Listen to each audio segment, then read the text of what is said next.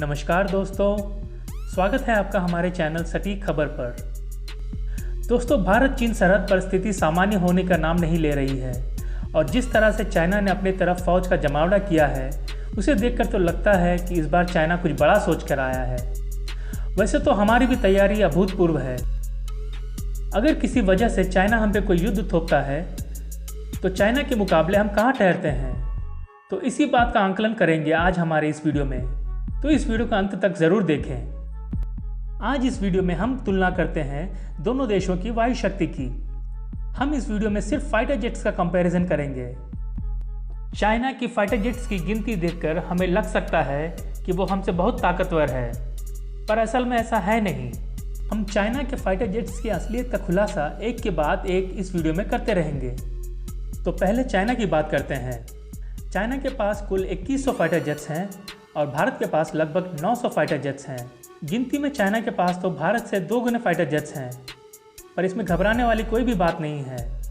ये ऐसा ही है जैसे एक आदमी के पास 10 रोटी हैं और दूसरे के पास 5, पर पहले वाले के घर में खाने वाले लोग भी 10 हैं पर दूसरे के घर में सिर्फ 2।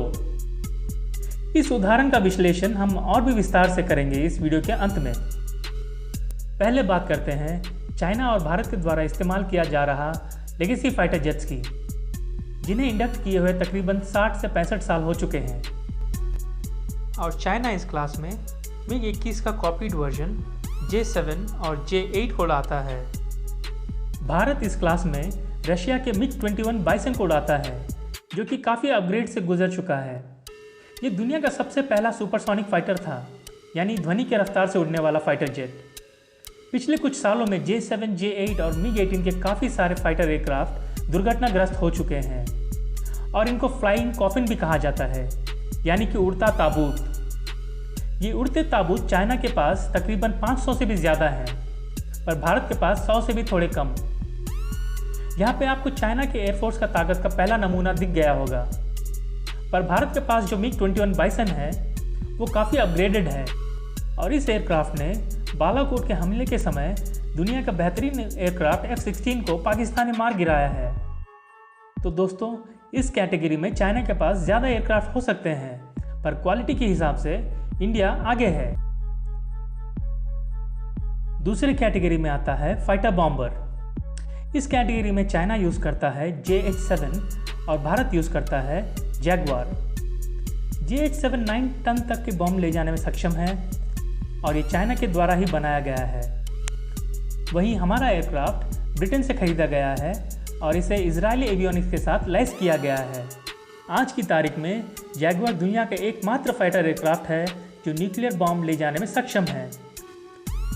राफेल भी न्यूक्लियर बॉम्ब ले जाने में सक्षम है, पर वो बहुत ही छोटी मात्रा में।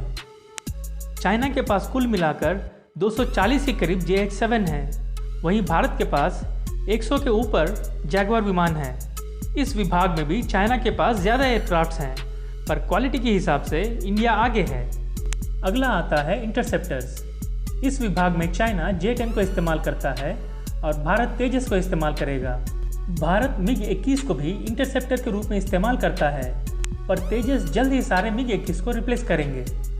J-10 चाइना द्वारा बनाया गया सबसे सफल एयरक्राफ्ट है। चाइना इसमें सफल इसलिए हो पाया क्योंकि वो J-10 को F-16 की कॉपी करके बनाया है। आज की तारीख में चाइना इन एयरक्राफ्ट को बहुत ही ज़्यादा तादाद में बना रहा है। वहीं हमारा HAL साल में 15 एयरक्राफ्ट भी मुश्किल से बना पा रहा है। चाइना के पास J-10 के सारे मॉडल्स को मिला के कुल 230 के करीब एयरक्राफ्ट्स हैं। वहीं इंडिया के पास अब तक सिर्फ 18 ही तेजस बने हैं, पर भारत में 2025 तक तकरीबन 100 तेजस विमानों को इंडक्ट करने का प्लान है। इस कैटेगरी में क्वालिटी और क्वांटिटी दोनों चाइना के पास है। अगला है advance medium wait fighter jets का। इस कैटेगरी में चाइना के द्वारा रशिया के Su-27 को कॉपी करके बनाया गया J-11 है और इस कैटेगरी में इंडिया के पास है मिराज 2000 और MiG-29 UPG। भारत के दोनों ही एयरक्राफ्ट काफ़ी सारे अपग्रेड के बाद मल्टी रोल बना दिए गए हैं। मिराज 2000 80 के दशक का एयरक्राफ्ट है, पर इसकी गिनती आज भी दुनिया के सबसे तेज़ उड़ने वाले एयरक्राफ्ट में होती है। इसकी इसी खूबी के कारण बालाकोट में हमले के लिए इसे चुना गया था। चाइना के पास करीबन 350 J-11 हैं और भारत के पास 51 मिराज और 86 MiG-29 हैं और जल्द ही हमें 21 और MiG-29 मिलने वाले हैं। इस कैटेगरी में भी चाइना के पास नंबर्स हो सकते हैं, क्वालिटी के हिसाब से इंडिया काफ़ी आगे है। अगला कैटेगरी है हेवी फाइटर जेट्स की। इस कैटेगरी में चाइना यूज़ करता है रशिया से खरीदा हुआ Su-30 MKK और इसी फाइटर को कॉपी करके बनाया हुआ J-16। और इस कैटेगरी में भारत यूज़ करता है रशिया से ही खरीदा हुआ Su-30 MKI।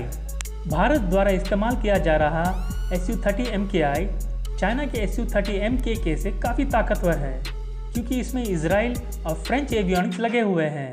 इतना ही नहीं, भारत जो Su-30 MKI को इस्तेमाल करता है उसमें कनार्ड विंग्स लगे हुए हैं, जिसकी वजह से ये एयरक्राफ्ट किसी भी मैन्यूवर को बड़ी आसानी से कर लेता है, जो खूबी चाइना के Su-30 MKK में नहीं है। इतना ही नहीं, Su-30 MKI को आगे और भी अपग्रेड के साथ सुपर सुखोई स्टैंडर्ड का बनाया जा रहा है। इस कैटेगरी में चाइना के पास कुल 76 Su-30 MKK हैं और कुल 125 J-16 हैं और वहीं भारत के पास कुल 272 Su-30 MKI हैं और जल्द ही 12 और Su-30 MKI भारत आएंगे। इस कैटेगरी में क्वालिटी और क्वांटिटी के हिसाब से भारत चाइना से काफ़ी आगे है। अगला कैटेगरी है एडवांस फाइटर जेट्स का। इस कैटेगरी में चाइना रशिया का Su-35 को इस्तेमाल करता है, जो कि एक बहुत ही एडवांस्ड एयरक्राफ्ट है। और इस कैटेगरी में इंडिया इस्तेमाल करता है राफेल। राफेल भी एक बहुत ही एडवांस फाइटर जेट है, पर राफेल के पास जो इलेक्ट्रॉनिक वॉरफेयर सिस्टम और मिसाइल सिस्टम है उसके सामने रशिया का Su-35 कहीं नहीं टिकता। राफेल की खूबियों को और भी विस्तार में जानने के लिए ऊपर दिया गया आई बटन को दबाएं या डिस्क्रिप्शन से लिंक को सेलेक्ट करें। इतना ही नहीं, Su-30 MKI के अपग्रेड के बाद वो भी Su-35 के कैटेगरी के हो जाएंगे। चाइना के पास कुल 24 Su-35 हैं, वहीं इंडिया के पास इस साल के अंत तक 36 राफेल हो जाएंगे। इस कैटेगरी में क्वालिटी और क्वांटिटी के हिसाब से भारत चाइना से काफ़ी आगे है। अगर बात करें 5th जनरेशन एयरक्राफ्ट की, तो चाइना अपना J-20 को 5th जनरेशन एयरक्राफ्ट बोलता है, पर असल में ऐसा है नहीं। न ही इसका डिज़ाइन 5th जनरेशन का है, न ही इसका इंजन क्वालिटी। चाइना ने अमेरिका द्वारा इस्तेमाल किया जा रहा F-35 को कॉपी करके अपना J-20 को बनाया है, पर चाइना की ये कोशिश बुरी तरह से विफल हो चुका है। पर अच्छी बात यह है कि उन्होंने एक मॉडल तो बना लिया है। इसको आगे अपग्रेड करते हुए वो इसकी खामियों को भी दूर कर लेंगे। भारत के 5th जनरेशन एयरक्राफ्ट की बात करें तो इस पूरे प्रोग्राम में अभी तेज़ी आना शुरू हुआ है। हाल ही में इसका एक डिज़ाइन फाइनलाइज किया गया है और इसके विंग इत्यादि की मैन्युफैक्चरिंग का टेंडर भी निकाल दिया गया है। भारत को अपना पहला 5th जनरेशन एयरक्राफ्ट 2025 तक मिलने की उम्मीद है।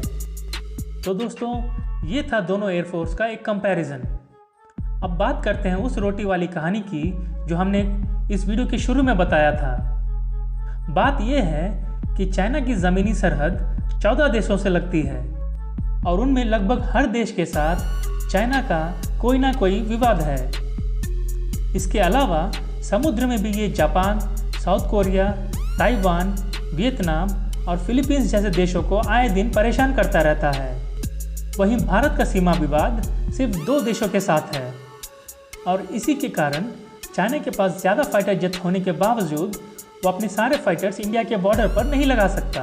और दूसरी बात है, चाइना को भारत से लड़ने के लिए तिब्बत के प्लेटू पर आना होगा, जो कि 4000 से 5000 फीट की ऊंचाई पे है। इतनी ऊंचाई पे होने के कारण वहाँ ऑक्सीजन का लेवल काफ़ी कम होता है और किसी भी जेट को बिना पर्याप्त ऑक्सीजन के टेक ऑफ नहीं कराया जा सकता। इसीलिए अपने जेट्स को हल्का रखने के लिए चाइना को फ्यूल और आर्म्स आधे आधे लेकर उड़ने पड़ेंगे। वहीं भारत को ऐसी कोई भी परेशानी नहीं है और हमारे सारे विमान अपने पूरे क्षमता के साथ उड़ सकते हैं। तो दोस्तों, अब तक तो आपको समझ में आ गया होगा कि चाइना के पास जितने भी एयरक्राफ्ट हैं उसमें से 1/4 उड़ते हुए ताबूत हैं और बाकी के बचे हुए जो भी एयरक्राफ्ट हैं उसमें से आधे तो पुराने टेक्नोलॉजी के हैं और बाकी के आधे अपने पूरी क्षमता के साथ उड़ भी नहीं पाएंगे। तो दोस्तों, इस वीडियो में बस इतना ही। आगे और भी सटीक खबरें और उनके सटीक विश्लेषण के लिए हमारे चैनल को लाइक, शेयर और सब्सक्राइब करें। धन्यवाद। जय हिंद।